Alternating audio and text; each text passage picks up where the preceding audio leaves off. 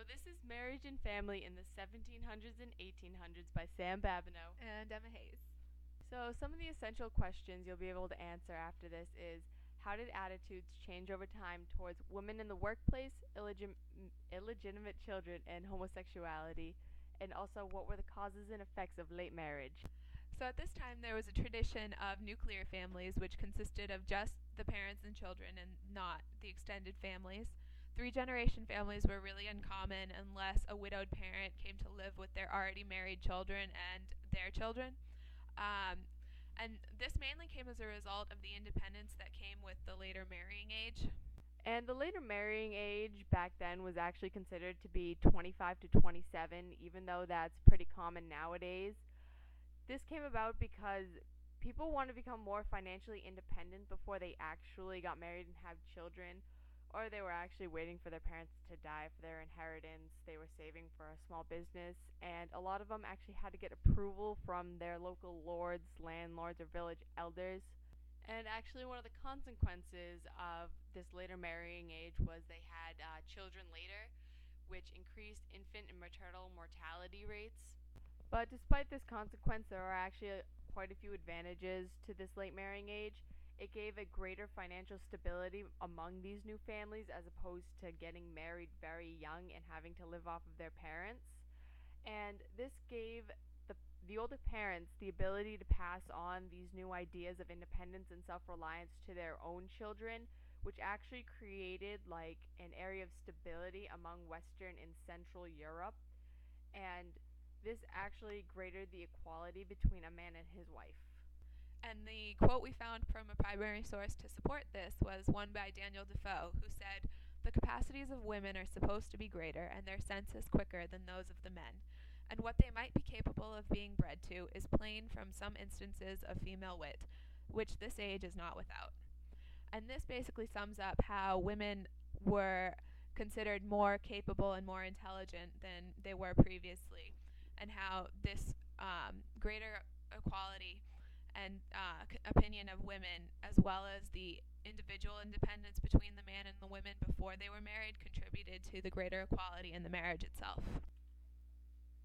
Okay, and now there's this new generation of the working man and woman, and mostly boys from richer families were able to like enter into these trades from when they were 16 to the late teens and early 20s and hopefully be admitted to guilds. And unfortunately for the poorer families, boys had to bounce between odd jobs because they couldn't afford the lack of income they'd receive after sending their boys off. So these poor boys were more subject to unemployment and economic conditions. The apprenticeships for girls were very limited also, and only to the jobs that were traditionally considered for women, like seamstresses and midwives. And the demand for female labor actually increased because of the increased production of finished goods, which was considered to require a woman's touch.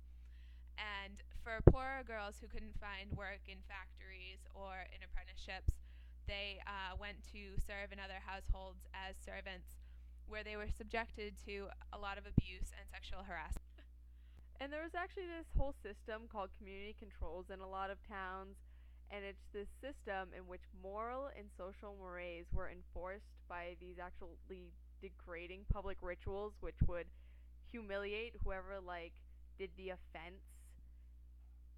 Despite the poor birth control of the time and the increase in premarital sex because of the later marrying age, the rates of illegitimate children stayed relatively low.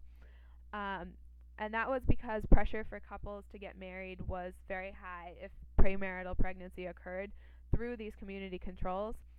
The community controls also discouraged other social misdemeanors like adultery and domestic abuse. And actually, one of the punishments, which was like degrading, was for the offending party to sit backwards on a donkey and hold its tail while it rode around the village, and they would have to scream out their offense. They also would create these like serenades about the offense and go around singing them at midnight. There was a change over time in the illegitimacy rates, though, called the illegitimacy explosion, where in the later half of the 18th century there was an increase in illegitimate children because of the decreased control over the couples, because of the tradition of economic independence before marriage and the migration of the younger generations into cities. There was also the added burden of lower wages and the decrease in commitment despite the promises of men to marry their pregnant girlfriends.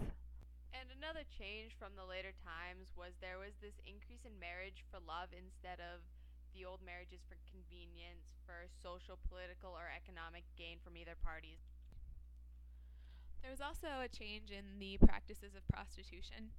Out of work women or women who worked seasonal jobs tended to turn to prostitution to supplement their income, and whereas prostitution had previously been looked down upon by society, these women tended to stay connected to the community, and prostitution became kind of a socially acceptable practice in that society. At this time, male homosexuality was legally punishable by death, but this practice wasn't really enforced because it was pretty common among like the noble class as long as they were like married and actually produced legitimate heirs, so they just kind of didn't talk about it. But there was also this new subcultures of cross-dressing effeminate males who called themselves mollies, and they considered to have themselves very innate differences from them and the noble homosexual class who married women but had guys on the side, and the traditional straight culture. These were men who were exclusively considered themselves to be with other men. There was also this other culture for women who would be with other women, but it was actually seen as more acceptable for them to do it. There was also a lot of cross dressing for women who wanted to join the army and who wanted to get married to other women. And there was actually this case of a Swedish woman named Ulrika Eleanor Stallenhammer who actually fooled the Swedish army for 13 years as she served as a man, and she also married a woman. And even after she confessed to what she'd done for all these years, she was only sentenced to like 1 month in prison, which just shows how, sure, it may be a law, but it's not really enforced by the social justice system. The Enlightenment also had a significant effect on these practices as critics began to condemn the immorality and the passive tolerance of these new social practices of prostitution and homosexuality and illegitimate children and women in the workplace. And their increased influence led to a decreased tolerance in these activities as well. And just as a basic overview of this part of the chapter, it mainly focuses on the massive change in attitude over time towards a tolerance of women in the workplace, this whole issue of increased amounts of illegitimate children, and this newfound tolerance towards homosexuality and prostitution. And another issue that was mainly focused on was the causes and effects of this new late marriage, of people wanting to wait till they're financially stable and they want to have a family, and it actually led to some problems like illegitimate children and whatnot. But these were just the important factors of family life. All right, so the end. Awesome.